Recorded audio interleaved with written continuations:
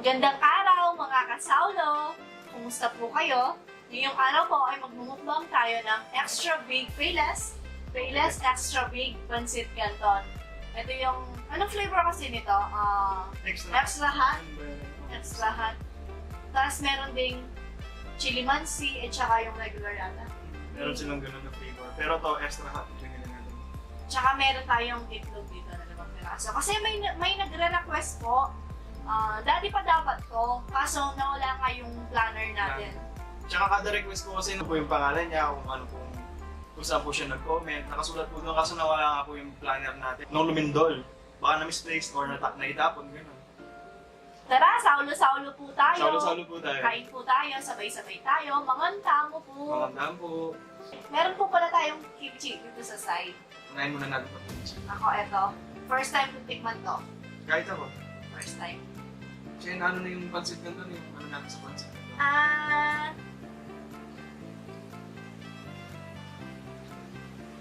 Meron po akong ulan dito maliit dito. Sa mga nagtatanong po, binibili lang po namin to. Hindi po namin siya ginagawa. Binibili po namin sa may tapat po ng 7-Eleven sa may Porac po. Sa may nagtitinda ng mami. Not ganyan. Sarap.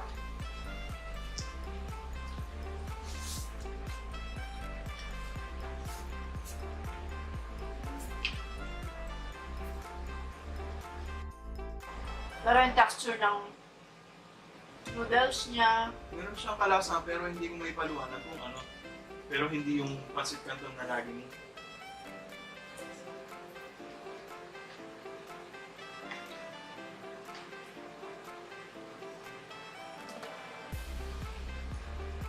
labot yung noodles niya. Susulitin yung carbs days.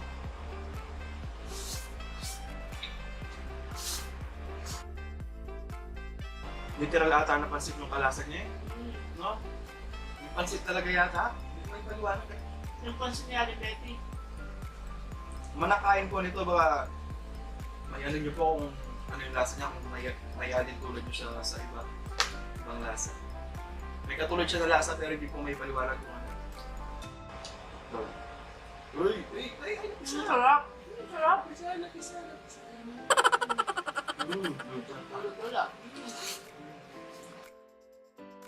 Mas gusto ko yung pula ng itlog na sa puti. Ikaw ba ito? Puti. Puti yung gusto mo, mas gusto mo. Pero okay ng mga anak mo, no? Anak mo nga sila, no? Hindi sila kumakain ng pula eh. Pero hindi yung makain ng pula nila.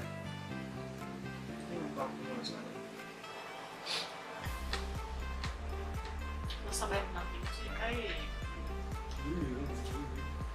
Usap pa oh. Dito may usap.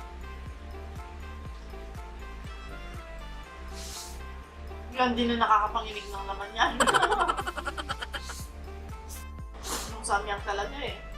Alam niyo po ba, pagkatapos nun ako hindi nervous sa kanya kasi sobrang, totoo po, parang namaga yung mukha niya sa sobrang anghang niya. Tsaka yung ilong niya, yung bibig na, yung mata niya, parang umiyak siya, ganon. May nag-comment na ano daw na may logic daw yun yung times niya. Pero hindi ko maintindihan. Dahil doon, pag isa daw, 2 times. Pag dalawa, 4 times, gano'n. Gano'n po yung pagkaano niya. Pero di po ako sigurado. I did 10 times Oh, yun yung sinasabi niya. Oh my goodness. Kaya pala ganun yung itsura mo, tsaka yung...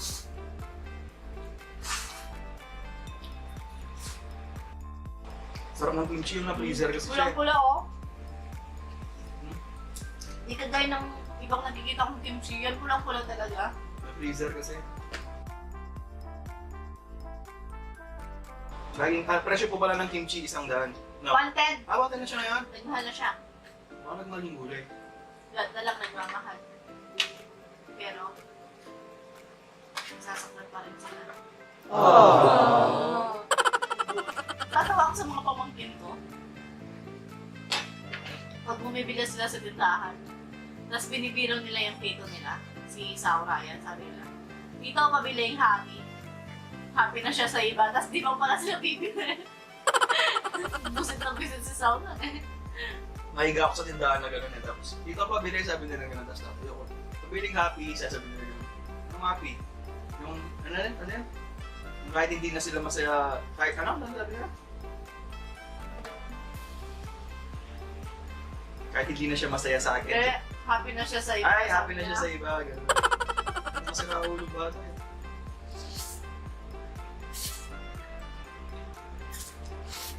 Mga bata ngayon, daming alam, no? Nakakaganti sila sa akin kasi nung sila yung nagtitinda, niloloko din sila. Kaso mga bata pa sila nun. Bago mula! Nabasag yung pula niya.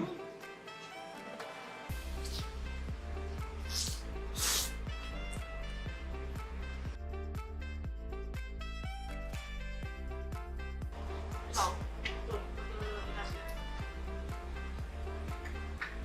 Ooh! Ooh! Yung isa kasi anong pangalan nun? Yung payat na, ano, hindi, yung babae, makain din ng samyang, pero yung Star Wars yung gamit niyang chopstick. Neo Peggy. Ah, si Neo. Peggy Neo. Oh, si Peggy Neo. Running din nun, no?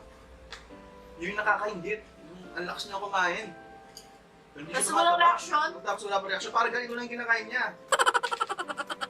Yung busog na siya pero nakakatawa pa siya na. May nakakomment na niya ako sa namin.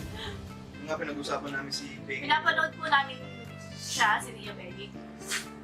Pinakita ko lang kayo sabi niya, nakakaingit naman yan. Nung pinakita ko sa kanya yung first time, pinakita ko sa kanya, nakakaingit naman yan, sabi niya. Tsaka, Dami niyang kinakain, tapos di siya nataba.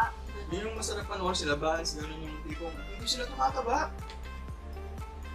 Grabe, si Baso, yung cake, nung kumain siya ng cake, ilang cake yun? Ilang cake yun? Isa nga lang, hindi ko kaya eh. Mga tunay na halimaw.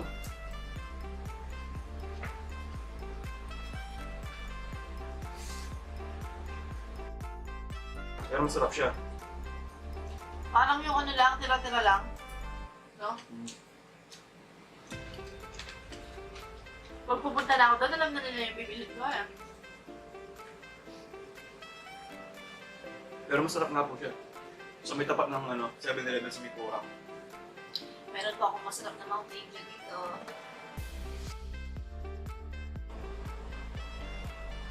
Sarap siya, no? So, bibili pa ako nito. Hindi bago sa panlasa. Oo. Siya yung wala siyang lasang kerosene ganun.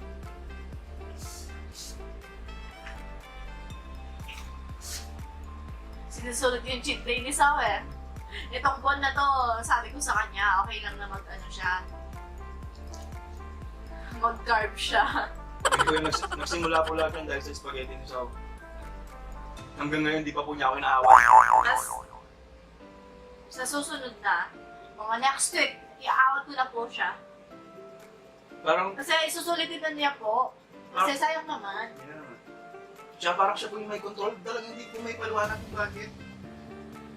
Hindi ko may paliwanag talaga. Alam ko po katawan ko to. Pero parang siya po yung may control gano'n. At parang hindi po talaga makawag yung sarili mo kumain ng ganito. Pag sinabi niya kumain ka ng ganito. Yun po ako naging mataba dati. Nung bago mag-asawa pa lang po kami. Pinaluluto po kasi niya ako ng pagkain. Hindi pa po talaga ako mahilig kumain. Hindi pa, kumbaga, binata po ako, inaawat ko yung sarili ko sa pagkain. Kasi nga po, malakas talaga po ako kumain. Bali, diet ko eh, parang gano'n. Tapos naging asawa ko po siya. Pag hindi ko po kinakain yung mga niluluto niya, siyempre, kasi bata pa po ako, siyempre hindi mo alam yung gano'n na masasaktan pala yung loob nila. Ganun, pag hindi mo kinain yung luto niya. Tapos buntis ka, gano'n. Tapos yun nga po, nung simula doon, pati yung utol ko tumaba din dahil sa kanya. Tumaba po kami. Dahil sa luto niya.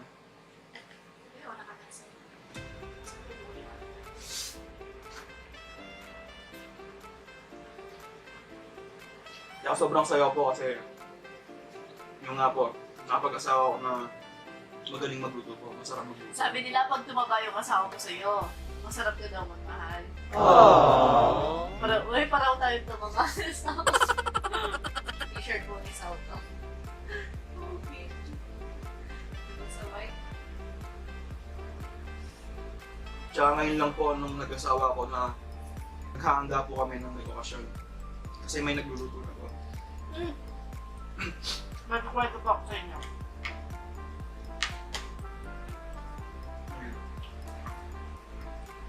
Alam niyo po ba, isang buwan pa lang kami mag-asawa ni Sao. Nung ano, di ba November tayo? Nag-asawa. Tapos December 25, 24. Di ba po ano yun? Ano bang tawag doon? Noche Buena? Noche Buena, yung December 24 ng 12. Tapos, nakikinig lang kami sa ano, sa mga putok ng mga ano. Hindi, Pasko ba yan, New Year? Pasko! Ang Pasko tsaka New Year po, hindi po kami nag-aanda talaga kasi wala pong marunong magluto sa amin. Tapos, sabi ko na, iba naman to. Ba't ang boring naman? Sabi ko, pero magkasama po kami ni Sao. Importante naman yung magkasama ko yun. Tapos, nag-iiyak ko nun, hindi pa ako makapagluto masyado doon. Pero kung nataon lang na hindi ako nag-iiyak nun, kahit ano lang, magluluto po ako. Kami po yung ano, yung bahay lang namin yung tahimik, yung nakapatay yung ilaw. Dati no, Dati Sao. po, nung hindi pa po siya naging asawa. Nung naging asawa po siya, yun, lagi na kami nag-aanda. Kasi may marunong na po magluto sa amin eh. Yun, di ba? At least may nagluluto na. Tapos tumaba na lahat-lahat. Salamat po talaga ako sa Diyos na binigay po niya ng asawa sa akin. Kasi hindi po talaga gaano marunong magluto yung namin ko. Hindi, natuto na si Ma. Yan, natutunan ko kasi lagi na nagluluto. Tsaka sobrang alat po ng tinta niya, ano ang tawag doon? Dati. Yung ano po niya, hindi lang siguro parang kulang po sa ano. Sabi niya, para sa kanya wala pong lasa. Pero para sa amin, magkakasagay na kami sa bato. Yung ganun po, sobrang alat po ng luto niya. Ako naman po, tamad po ako magluto kung araw-araw. Pero pag ano, sa isang malakihang pagluluto, sa okasyon, ganyan, kaya ko naman po. Kasi ako lang yung nagluluto sa amin pag may okasyon. Pag piyesta, ganun po.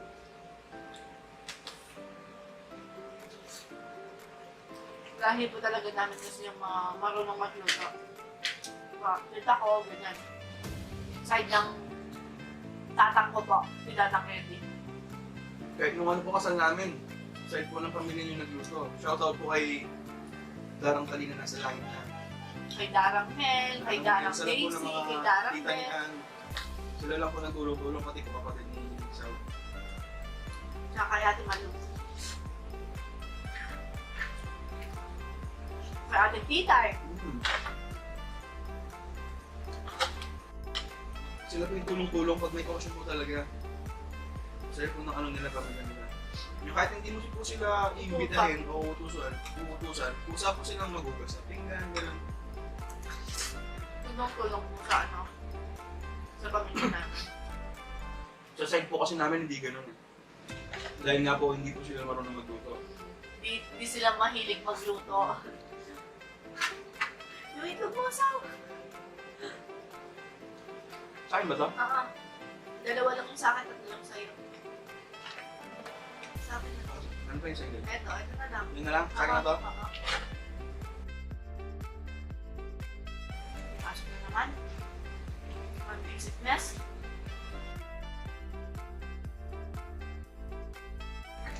Kunin mo na ito po. Sa akin na to?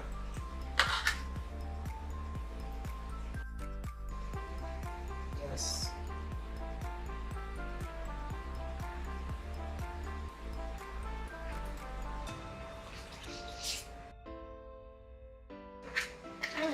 Shoutout nga pala kay Gian Bondan.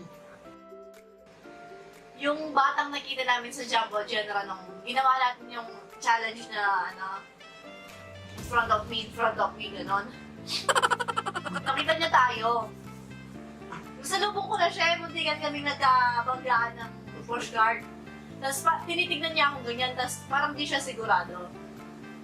Tapos pagbalik niya ganyan dun sa sa mga pancit cantonan niya, tapos sabi niya, pero hindi pa doon.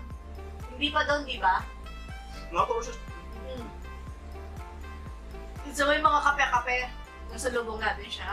Nakaturo siya ganun sa akin. Tapos sabi niya, nagpa-vlog po kayo, sabi ko. Oo, tapos nakatingin ako sa kanya ganyan. Kala ko, Tinitrip siya, tinitrip ka, di ba? kasi mga bata, minsan ganun yung naipagtawanan, ganun. Di ba kayo po yung nagmumukbang sabi niya ganun? Oo, ako nanonood ka, sabi yung ganun sa kanya. Opo, sabi niya gano'n. Tapos inapilan ko siyang gano'n, sabi ko gano'n. Salamat, sabi ko gano'n sa kanya. Kasi isipin mo lang, 11 years old pa lang daw siya, nanonood daw siya ng mukbang. Shoutout sa'yo, Tom. Gian Bondan. Gian Bondan. Hi, Tom. Pagod lang si Bakbak nun, kaya hindi kanya na-shoutout nung ginawa natin yung challenge. Tsaka di tayo nag-shoutout nun eh. Tsaka naisip ko siya na habang nag-edit ako, sabi ko, pag napanood ni Gian daw, baka akala niya, gano'n, nilis ko siya. Kaya, Nasa bite nung bata, nagipagkwentuhan pa siya kay Sao. Kaya ako, namimili nun, di ba? shoutout sa'yo, Tom, Gian Bondan.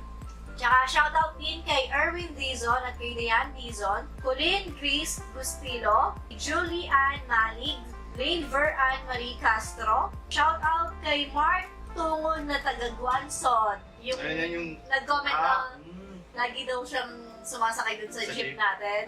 Shoutout din kay Michael Sarmiento at sa nanay at tatay niyang kay Annalisa at Pogi Sarmiento.